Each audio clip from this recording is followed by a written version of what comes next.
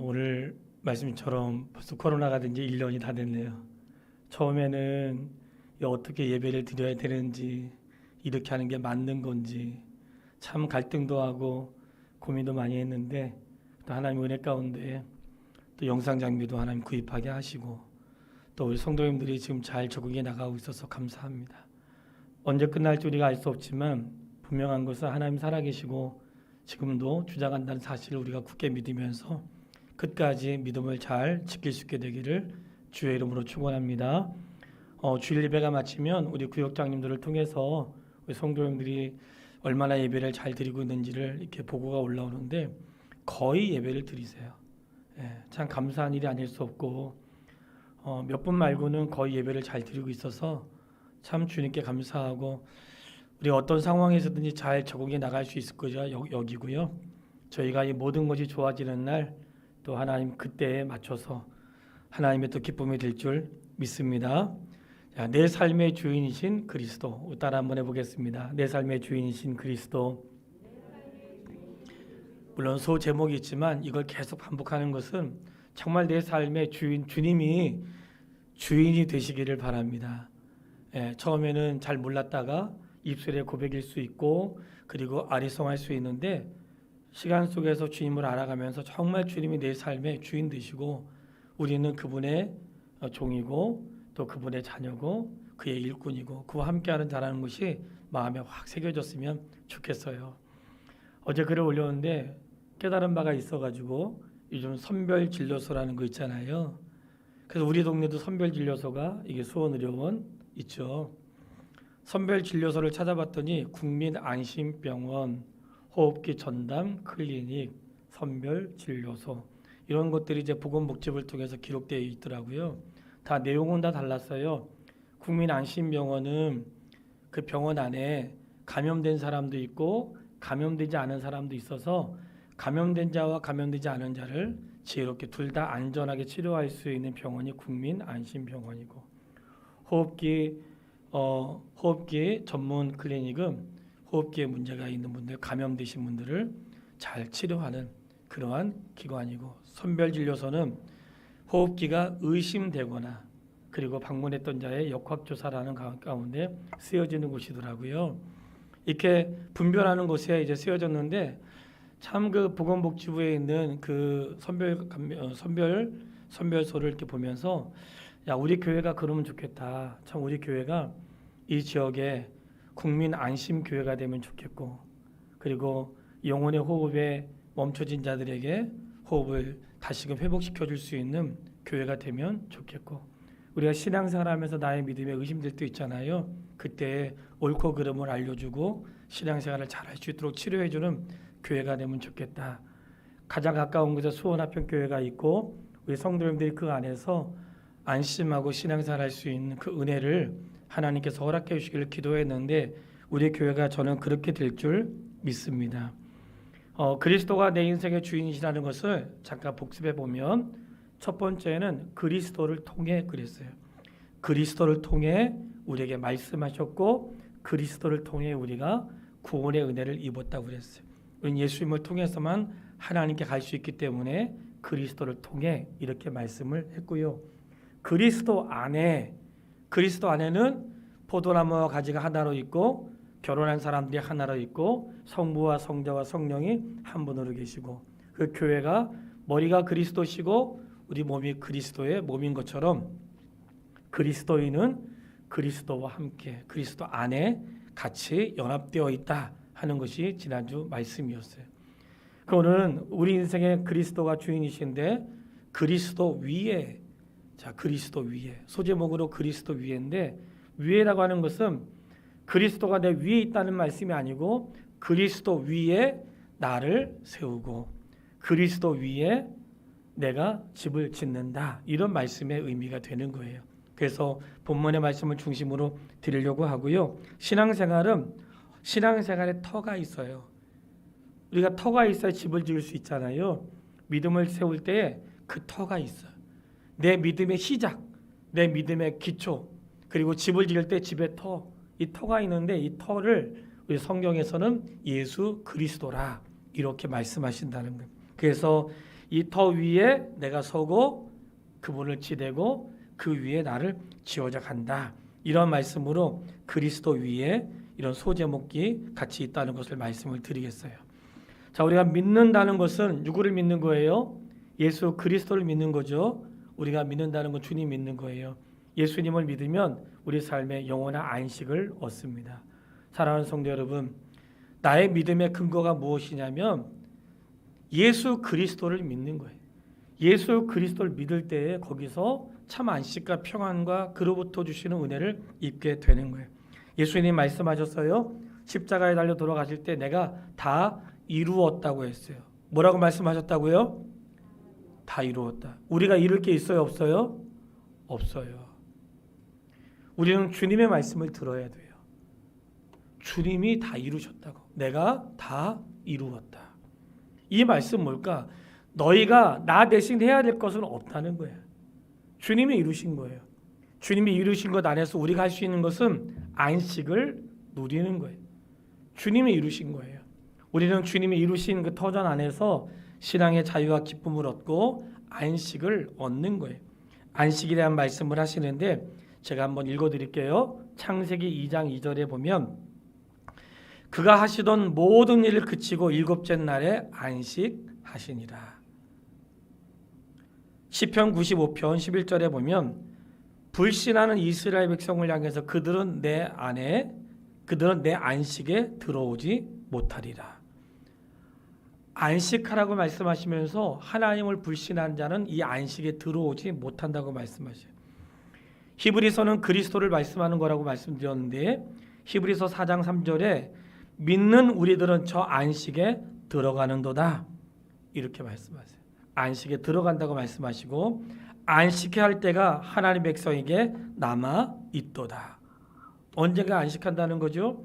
그리고 히브리서 4장 10절 그가 안식에 들어간 자는 이미 안식에 들어간 자는 하나님의 자기 일을 쉬심과 같이 그도 자기의 일을 쉬느니라 이렇게 말씀을 하세요. 안식한다는 것은 평안하다는 것인데 우리의 믿음은 내가 가지고 있는 믿음으로 인하여 내 삶은 안식을 얻을 수 있고 평안할 수 있다는 것을 말씀하고 있는 거예요. 사랑하는 성도요, 예수 그리스도 안에서 안식과 평안을 누릴 수 있게 되기를 바랍니다. 그리스도를 의지하는 자에게 참 믿음의 평안이 있는 것이에요. 그분을 믿는다는 것은 의지한다는 것을 말해요. 의지하는데 그냥 조금 의지하는 게 아니고 완전히 나를 맡기는 거예요. 그분에게 내가 딱 기대했는데 쓰러지지 않고 그분을 기대도 부서지지 않고 어떤 상황에도 견고함, 이것을 의지한다 이렇게 하거든요. 주 예수를 믿으라 그리하면 너와 내 집이 구원을 얻으리라 할 때에 주 예수를 의지하라 그리하면 너와 내 집이 구원을 얻으리라 이렇게 말씀을 할 수 있는 거예요. 그러니까 우리의 안식과 안전함은 누구로부터 오는가 할 때에 예수 그리스도를 믿음으로 온다는 거예요. 성도의 믿음은 내가 그분을 믿는데 우리의 믿음의 중심이 바로 예수 그리스도를 믿는 거예요. 그러니까 성도의 믿음이 성숙해져 갈수록 그리스도를 알아가고 그리스도로 충만하고 그리스도를 아는 지식이 많을 때 내 삶에 믿음이 생기는 거예요. 그래서 우리가 성경을 읽고 성경을 공부하는 이유도 주님을 알아가기 위해서 하는 것인데 알아갈수록 내 삶의 자유를 느껴요. 해야 되나 하지 말아야 되나 가야 되나 가지 말아야 되나 먹어야 되나 먹지 말아야 되나 어떻게 해야 될지 모를 때에 하나님 말씀이 나를 자유하게 해준다는 거예요. 내가 다른 사람을 통해서 눈치 보는 게 아니라 주님 말씀하시잖아요. 진리가 너희를 자유케 하리라. 진리가 자유를 주는 거예요. 내 안에. 그러니까 누가 뭐라고 해서 내가 마음에 안심이 되고 누가 뭐라고 하지 않아서 불안한 게 아니고 견고하게 알고 있는 진리의 말씀이 나를 자유롭게 하고 내게 믿음을 주는 거예요. 하나님이 이사야를 통해서 하신 말씀이 있어요. 유다 백성들이 하나님을 의지하지 않고 애굽 사람들을 의지했어요. 심지어는 아수르 왕이 유다 땅에 쳐들어왔을 때 이런 말을 했어요. 야, 너희는 그런 상한 갈대와 같은 애굽을 의지하냐? 그 애굽도 내가 멸망시켰다. 너희는 내가 멸망시킨 애굽을 의지하는도다. 아수르 왕이 유다 왕에게 한 얘기예요. 그 말을 할 때에 이사야를 통해서 하나님이 주신 말씀이 있었는데 이사야서 28장 16절 말씀이에요. 이 말씀은 같이 읽어보고 싶어요. 이사야서 28장 16절 말씀을 한번 같이 읽어보겠습니다. 이사야서 28장 16절 말씀. 하나님이 이사야를 통해서 하신 말씀이에요. 이사야서 28장 16절 다 같이 그러므로 주 여호와께서 이같이 말씀하시되 보라 내가 한 돌을 시온에 두어 기초를 삼았노니 곧 시험한 돌이요 귀하고 견고한 기초돌이라 그것을 믿는 이는 다급하게 되지 아니하리로다. 아멘. 그것을 믿는 이는 다급하게 되지 아니하리로다. 여기서 내가 한 돌을 시온에 세웠는데 그가 기초석이고 견고한 기초돌인데 이 기초돌이 누군가 할 때에 바로 예수 그리스도를 말씀하고 있는 예수 그리스도를 믿는 그는 다급하게 되지 아니하리라. 할렐루야. 이런 거지요. 예수님과 제자들이 배를 타고 갈릴리 호수로 지나가셨어요. 가는데 예수님이 주무신 거예요. 그 배에 예수님이 타고 계셨어. 풍랑이 일었어요. 제자들이 다급했어요. 두려웠어요.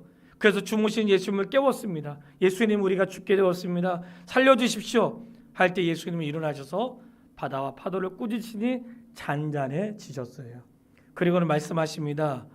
믿음이 적은 자들아 왜 두려워하는 자. 믿음이 적은 자들아 왜 의심하는 자. 이렇게 말씀하세요. 그 안에 누가 계셨어요? 예수님. 풍랑 일은 배에만 예수님이 타고 계신 게 아니고 내 인생에 주님이 함께 계세요. 그렇기 때문에 이사야를 통해서 우리가 하셨던 말씀은 그것을 믿는 이는 다급하게 되지 아니하리로다.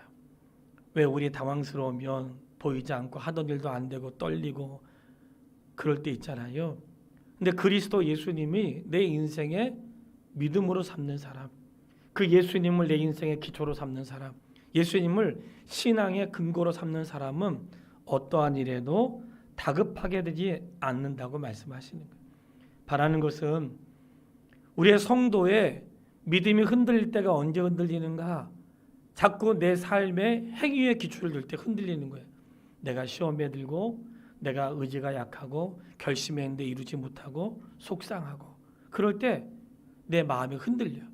그런데 이렇게 흔들리는 것을 주님이 기뻐하지 않으시고 내 마음은 흔들릴지라도 주님, 그 주님을 내 인생의 믿음의 기초로 삼아서 주님이 지금 나와 함께 하시니 나는 침몰하지 않을 것이고 나는 피하지 않을 것이고 나는 견고할 수 있다는 믿음을 소유할 수 있게 되기를 바랍니다. 우리의 믿음의 기초는 예수님이세요. 나의 실력을 믿지 마세요. 나의 견고한 믿음은 그 시작이 예수 그리스도에게서 나온다는 거예요. 그러면 이 그리스도에게 나온다는 말씀은 무엇이냐면 그분이 하신 말씀을 믿는다는 건데 우리가 한 가지 더 살펴볼 거예요. 왜냐하면 예수님이 너무나 중요하기 때문에. 이사야서 8장 14절 15절 말씀.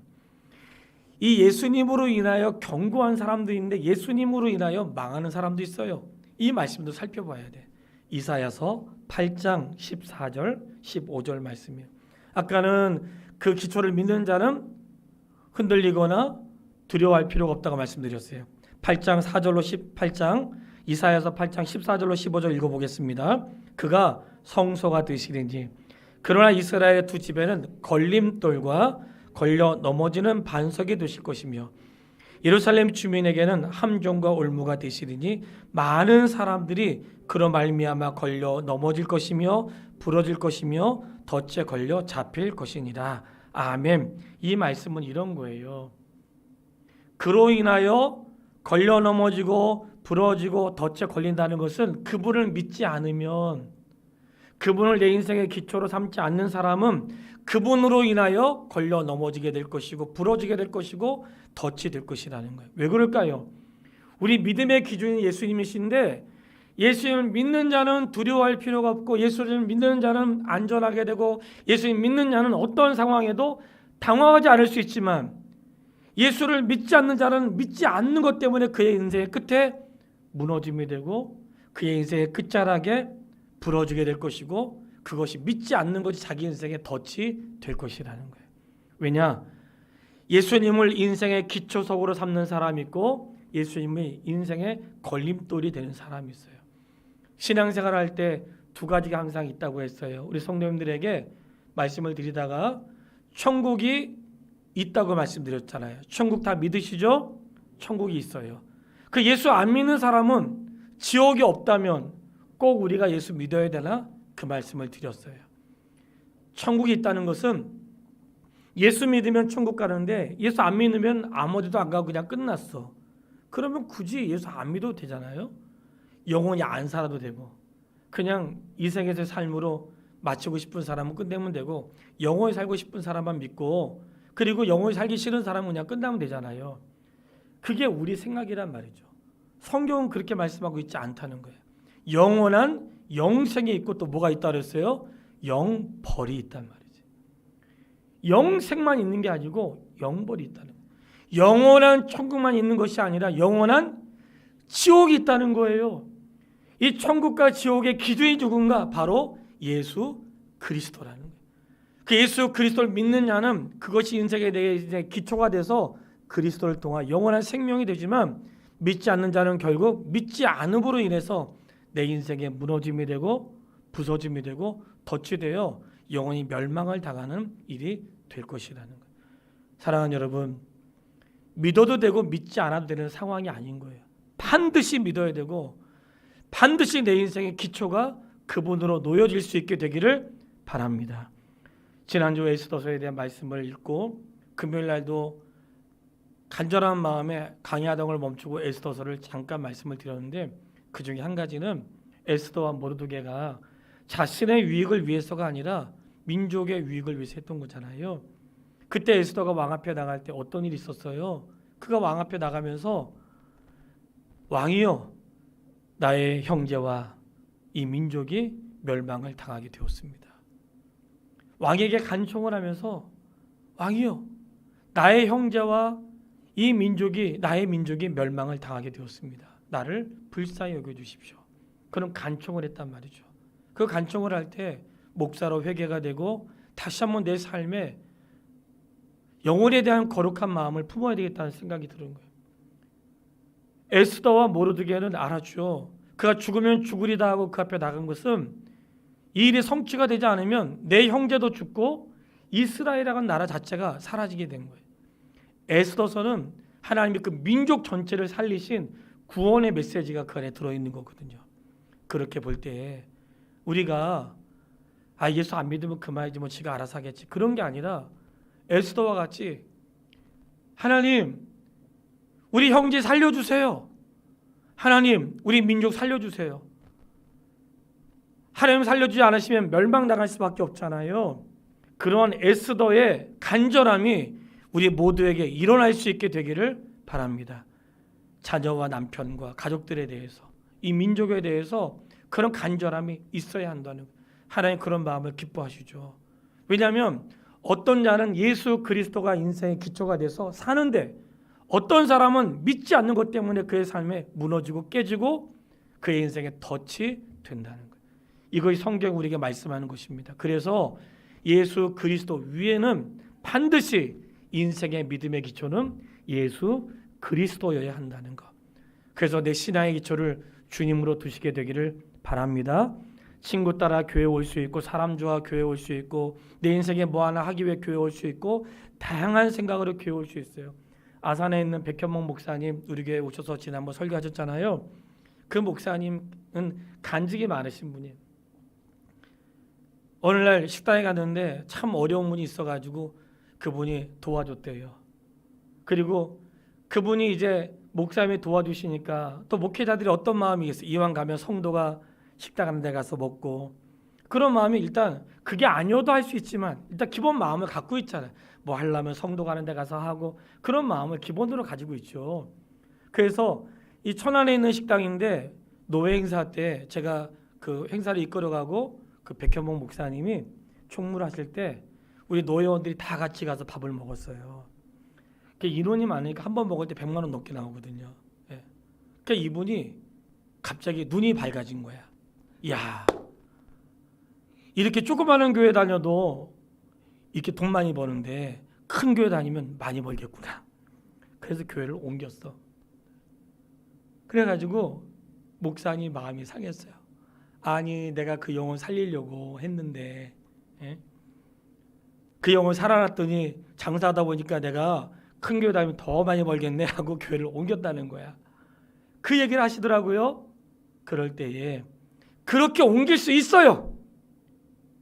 그럼에도 불구하고 신앙의 기초는 예수님이어야 된다는 거, 그거 말씀드리고 싶어요.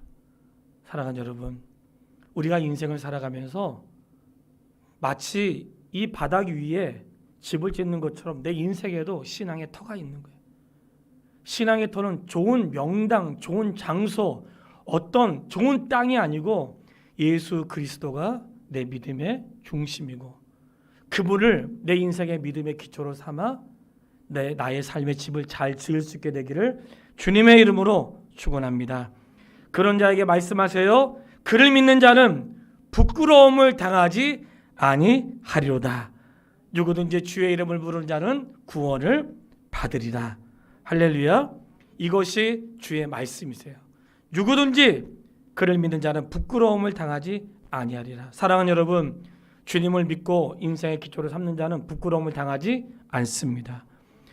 고린도전서 15장을 부활장이라고 하는데 부활장에 선명하게 말씀하고 있는 것이 만약 부활이 없다면, 그렇게 질문하고 있어요. 만약 부활이 없다면 전하는 전도자의 전도도 헛것이고 우리의 믿음도 헛것이니라.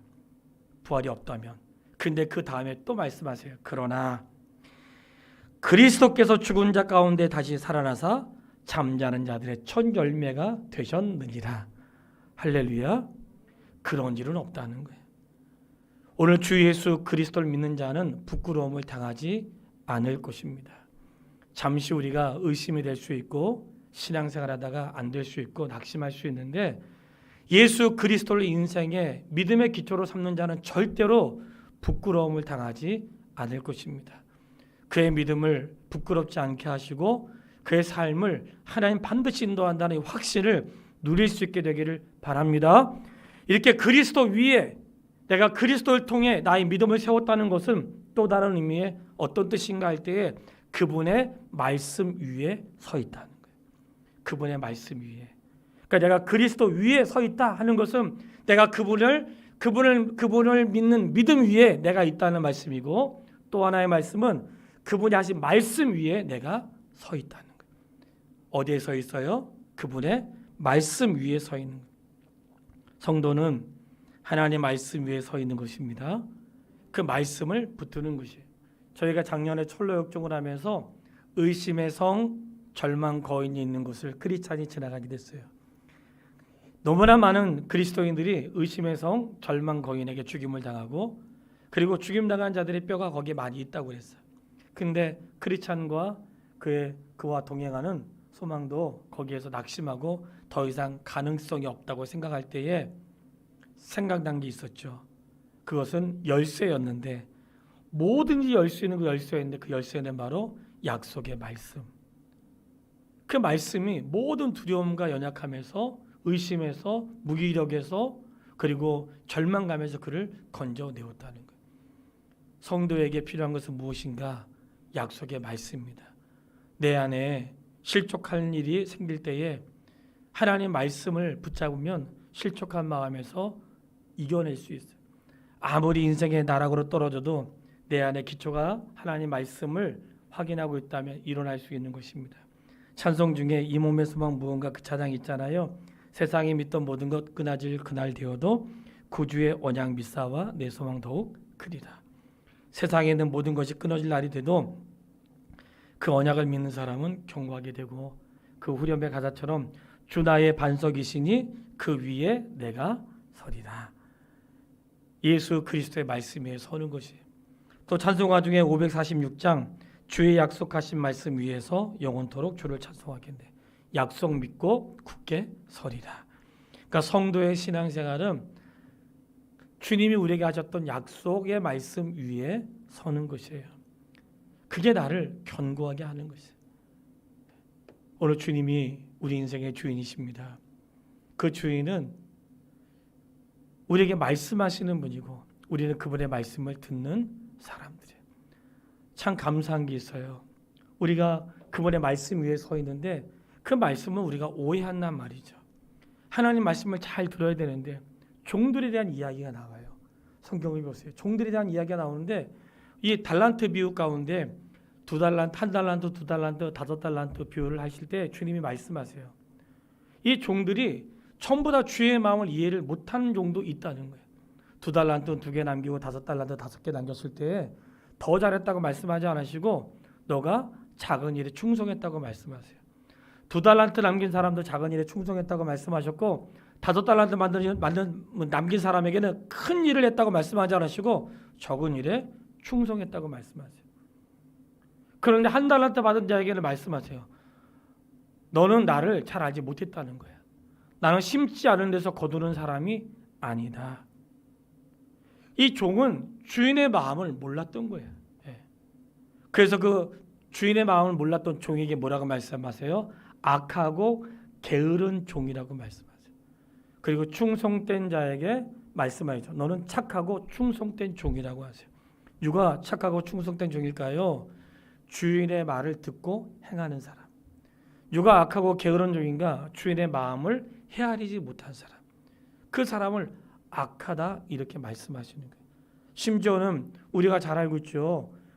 하나님을 농부로 비유하시고 우리를 그 자리에 부르는 일꾼으로 비유하신단 말이죠.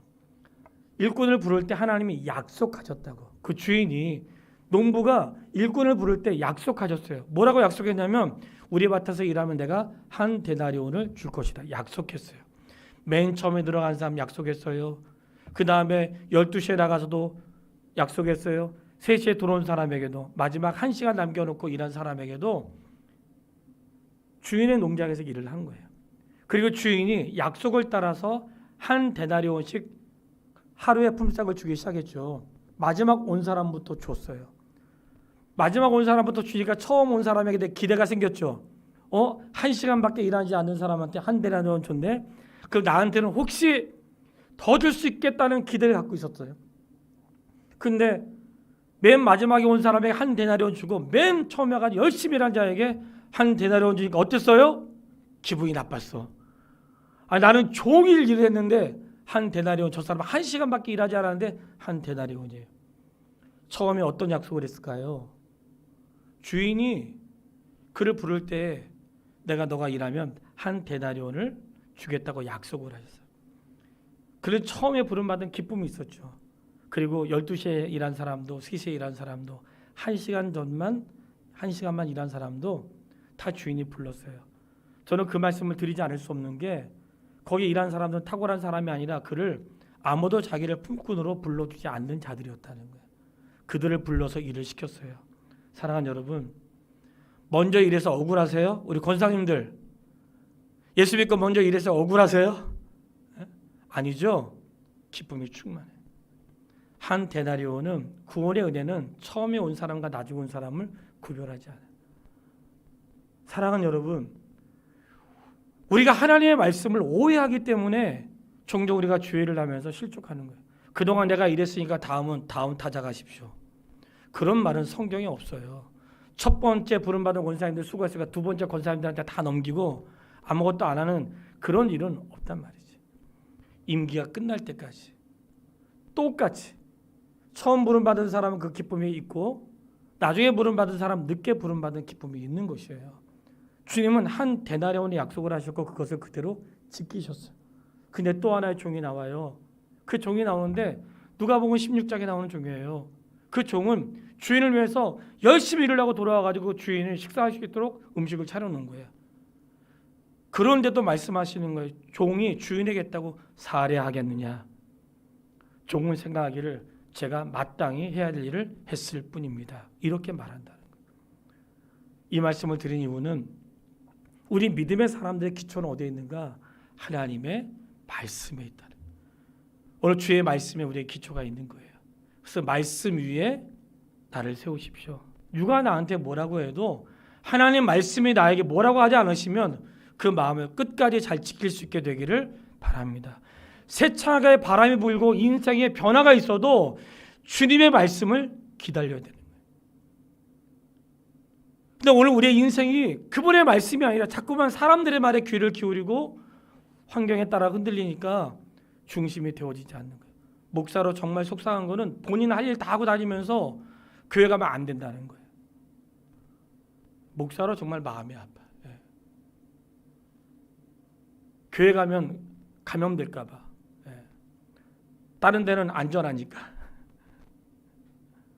정말 마음이 차라리 그냥 그렇게 얘기하지 않고 그냥 여러 사람들을 위해서 교회 때문이 아니라 돌아볼 때에 인생의 반성은 어디에 있는가? 그분의 약속의 말씀을 신뢰하는 데에서 있는 거예요. 오늘 본문의 말씀으로 결론을 드릴 거예요. 오늘 본문의 말씀 뭐라고 말씀하세요? 신앙에는 두 기초가 있대요. 마태복음 7장은 산상수훈인데 산상수훈의 두 기초를 말씀하시면서 하나는 반석 위에 두는 기초가 있고 하나는 모래 위에 세우는 기초가 있다는 거예요. 이 기초의 특징이 있습니다. 이 기초의 특징은 처음에는 둘 다 똑같이 보인다는 거예요. 뭐가 뭔지 둘 다 똑같이 보이고 그 기초가 보이지 않는다는 거. 반석 위에 세워진 집이나 모래 위에 세워진 집이나 똑같이 보인다는 거예요. 그의 기초가 보이지 않는다는 거예요. 눈에 띄지 않기 때문에. 근데 언제 달라졌어요? 운명의 날이 비가 오고 창수가 나서 바람이 부딪힐 때 그때 달라졌어요. 평상시에는 알 수가 없어요. 여러분, 고난은 그 사람이 진짜인지를 구별하는 과정입니다. 인생의 환난은 그가 진짜 그리스도인지 확인할 수 있는 과정이라는 거예요. 평상시에는 구별이 안 된다는 거예요. 똑같아요. 똑같이 있어요. 우리가 주의 말씀을 들어야 돼요. 추수 때까지 그냥 두라고 했어요. 추수 때까지 그냥 두라고 했어요. 왜 그럴까요? 알곡이 다칠까 봐 그냥 두라고 했다고. 이 가라집에다가 알곡도 뵐 수 있기 때문에 그냥 두라고 했어요. 지금은 그냥 두는 시기예요. 보이지 않는다고 똑같이 있는 거 아니에요. 반석과 모래가 있는데 보이지 않아. 기초가 보이지 않아요. 겉으로 볼 때 멀쩡해. 언제 하는가? 비가 나고 바람 불고 창수가 날 때 난다는 거예요. 이 비바람은 육체 고난도 되지만 이 말씀의 진짜 중요한 의미는 마지막 때 주님 오실 때 그때 견고한 자가 있고 견고하지 않는 자가 있다는 거예요. 그 말씀의 이유가 뭐예요? 반석 위에 지은 사람은 그의 말을 듣고 행하는 사람이니. 할렐루야. 반석 위에 지어진 자는 그의 말씀을 듣고 행하는 사람이니. 그러니까 우리의 믿음의 기초가 예수님이시고 우리는 그 말씀 위에 서 있는데 그러면 반석에 서 있다는 것은 무엇인가? 그분의 말씀을 믿고 행하는 사람. 이게 진짜인 줄 알고 가는 사람은 반석 위에 세워진 자라는 거예요. 그런데 모래 위에 세웠다는 사람은 누군가? 말씀하고 있죠. 이 말을 듣고 행하지 아니하는 사람이다. 그래서 야, 믿음이 있어야지 행함이 중요하냐? 천만의 말씀.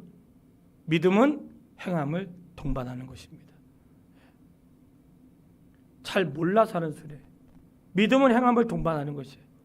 그가 반석에 서 있는 사람은 그분의 말을 듣고 행하는 사람. 모래 위에 서해진 사람은 말씀을 듣고 행하지 않는 사람. 그러니까 우리의 지각과 무지가 문제가 아니고 순종과 불순종의 차이인 거예요. 내가 무지해서가 아니에요. 제가 말씀을 알지 못해서요. 종종 우리 어르신들 그런 얘기 하잖아요. 제가 잘 몰라서요. 괜찮아요. 몰라도 내가 들은 것을 행하는 게 중요하다는 거예요. 그때 25절에 뭐라고 말씀하세요? 비가 내리고 창수가 나고 바람이 불어 그 집에 부딪히되 무너지지 아니하나니. 할렐루야. 무너지지 않습니다. 예수 그리스도를 내 인생의 믿음의 기초로 삼고 그분의 약속을 내 인생의 기초로 삼아 그 말씀을 행하는 자는 어떠한 비바람과 어떠한 바람과 어떠한 위기와 어떤 것도 부딪히지만 무너지지 않는다는 거예요. 무너질 수 없는 거예요. 신앙의 기초가 그리스도이기 때문에. 그렇기 때문에 평상시는 모르지만 위기 때 알 수 있다는 거예요. 그러나 25절 뭐라고 말씀하세요? 듣고 행하지 아니하는 자는 무너짐이 심하니라. 무너지되 그 무너짐이 심하니라. 이렇게 말씀하세요. 성도요, 우리 인생의 기초는 예수 그리스도이십니다. 우리는 그리스도 위에 나의 믿음을 세우고 그분의 말씀 위에 나를 세우고 그 말씀을 행하는 그것이 반석 위에 세워진 것이라는 거예요. 이것이 성도에게만 해당되는 게 아니에요. 주님 말씀하세요. 베드로가 주는 그리스도시요 살아계신 하나님의 아들이십니다. 이렇게 얘기했을 때 바요나 시몬아 내가 복이 있도다 하시면서 내가 이 반석 위에 교회를 세우리라 그랬어요. 여기에서 큰 문제가 생긴 거예요. 이 반석 위에 교회를 세우리라 했더니 우리가 알죠. 가톨릭에서는 이 반석이 누구예요? 베드로. 베드로 위에 교회를 세우는 것으로 생각해서 베드로에게 충분 열쇠를 주었기 때문에 교황이 베드로라는 거죠. 그러나 이 반석 위에 교회를 세운다는 것은 교황을 말하는 게 아니라 이 반석은 예수 그리스도를 믿는 믿음 위에. 그러니까 교회의 기초는 뭐예요? 그리스도를 믿는 믿음인 거예요. 그래서 우리 성도에게 고합니다. 신앙생활하면서 다른 데 관심 갖지 말고 예수님을 알고 그 위에 내가 서 있도록 애쓰는 하나님의 사람이 되기를 간절히 축원합니다.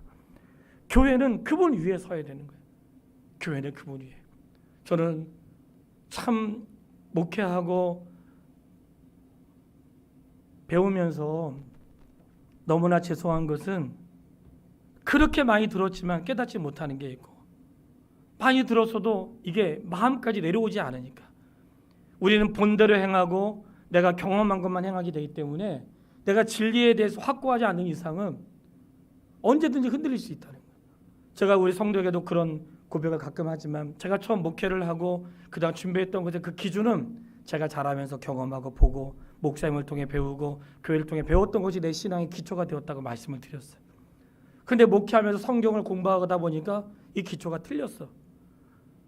대부분은 맞지만 어떤 것은 맞지 않는 것도 있더라는 거예요. 이 맞지 않는 것을 바로잡으려니까 너무나 힘든 거예요. 그게 옳은 줄 알았는데 옳지 않은 거예요. 왜 그럴까? 반석 위에 그리스도 위에 세워진 게 아니에요. 그 성도에게 늘 하시는 말씀이죠. 교회의 머리는 그리스도시고 우리는 그의 지체라는 거예요. 여러분, 교회 머리 목사 아닙니다. 교회 머리 장로 아니에요. 교회 머리 돈 있는 사람 아닙니다. 교회 머리가 신앙생활 많이 하고 헌금 많이 한 사람이 아니에요. 교회 머리는 그리스도시라고. 그래서 우리는 그분의 말씀을 들어야 되는 거예요. 너무나 안타까운 것이 그분의 말씀에서 떠날 때 우리가 죄를 범하게 되는 거예요. 그분의 말씀이 아니라 나의 생각, 어느 교회가 했기 때문에 내가 이것이 좋아서 이것이 우리를 병들게 하는 거죠. 교회는 그의 몸이라고 했어요. 이 반석 위에 교회를 세운다고 했어요. 우리 교회가 주님 위에 세워져야 됩니다. 예수 그리스도 위에 세워져야 되고 그분의 말씀 위에 세워져야 되고 그분의 말씀을 행하는 것 위에 세워질 수 있게 되기를 주의 이름으로 축원합니다. 기억하는 것은 교회의 유일한 기초는 예수 그리스도여야 되고 주님의 말씀에 이렇게 말씀하니 이 닦아둔 터 외에 다른 터를 닦아둘 자가 없으니 이 터는 곧 그리스도라. 다른 터를 그 위에 세우지 말라는 거예요. 다른 터. 예수 그리스도 외에 다른 거는 그 위에 세우지 말라는 거예요. 우리가 아는 것처럼 금이나 불이나 집이나 온갖 것들로 세우는 것을 이것을 금으로 생각하지만 금과 같은 은과 같은 지푸라기와 같은 가르침, 인생의 가르침 위에 세우지 말고 그리스도의 가르침 위에 세워야 마지막 날 불로 심판 왔을 때 사라지지 않는다는 거예요. 수없이 말씀하세요. 다른 이름으로는 구원받을 수 없나니. 이게 뭘까요? 우리의 신앙의 기초와 교회의 기초는 다른 가르침이나 다른 것 위에 세우면 안 된다는 거예요. 이 고상하고 이 멋지고 너무나 아름답고 이 기가 막힌 진리를 포기할 수 없죠. 이거를 내려놓고 진리가 아닌 것에 목숨을 걸고 진리가 아닌 것에 마음을 빼앗기면 안 되겠죠. 사랑하는 성도요, 성도의 삶은 그리스도 위에 세워져야 됩니다. 그분 위에 세워지되 그분을 믿는 믿음으로 그 믿음 위에 내가 서고 그분이 다 이루어 놓으셨으니까 나는 그저 그분이 이루어 놓으신 것 안에서 안식하고 평안을 누리면서 인생의 위기와 풍파가 몰아쳐도 주님 내 안에 계시니까 말씀으로 자유를 얻으시고 겉으로 볼 때는 표가 안 나지만 반석에 세워진 자는 말씀을 행하는 자라고 했으니까 행하는 자에게 부끄러움을 당하지 않게 하시고 그를 견고하게 하시는 약속의 말씀을 신뢰할 수 있게 되기를 바랍니다. 다른 터는 없습니다. 다른 것 위에 세워지면 안 됩니다. 우리 교회도 반석 되시는 그리스도 위에 세워져야 되고 우리의 신앙도 예수 그리스도 위에 세워져야 되는 것입니다. 그게 인생의 끝날에 나를 부끄럽지 않게 할 것이고 마지막 날 전곽에서는 귀한 기회가 되는 것입니다. 예수 그리스도가 내 인생의 주인인 이유가 거기에 있고요. 우리 성도님들이 신앙생활하다가 어려울 때 항상 어려울 때 어떻게 해요? 다시 처음으로 돌아가면 돼요. 어려울 때. 그냥 결론을 마치면서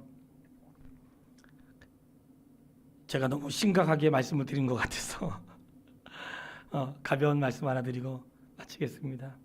권호정 목사님이 계신 동네가 이름이 다시예요. 다시. 그 동네 바로 앞에 전철역 기차역이 있는데 기차역 이름이 다시예요. 다시인데 지나가면서 우리가 그 다시역으로 이제 권호정 목사님 만나러 들어가는데 그때 우리가 찬양을 듣고 있었거든요. 그 찬양 이름은 다시 복음 앞에 서 있는 그 찬양을 했거든요. 찬양인데 우리가 다시역에서 다시 복음을 외쳤잖아요. 그래 권호정 목사님하고 이 완도에 갔다가 다시로 왔어. 그래가지고 그분에게 격려하고 하는 동안에 그래 우리가 무엇이든지 새로 시작할 때 그것은 다시 복음이어야 한다는 거. 내 인생에 위기가 왔을 때 나를 세우는 것은 다시 복음에서, 다시 그리스도에게서, 다시 말씀 안에서 이렇게 자신을 세워갈 때 패하지 않는 하나님의 사람이 될 것입니다. 사랑하는 여러분, 그리스도 안에 있으면 절대로 망하지 않습니다. 무너지지 않습니다. 패하지 않습니다. 부끄러움을 당하지 않습니다. 이 믿음을 견고하게 잡으시고 예수 그리스도 안에서 자유하시고 그 인생의 주인 되신 주님 안에서 마음껏 누리며 사시기를 주의 이름으로 축원합니다. 기도하겠습니다. 아버지 하나님 고맙습니다. 내 삶의 주인 되시는 주님을 사랑합니다. 우리가 다시 한번 복음 앞에 서게 하시고 말씀 앞에 서게 하시고 그 위에 있게 하시고 그 말씀을 행함으로 그리스도 안에 견고하며 우리 교회가 반석 위에 세워지는 교회가 될 수 있도록 인도하여 주시옵소서. 예수님의 이름으로 기도했습니다. 아멘.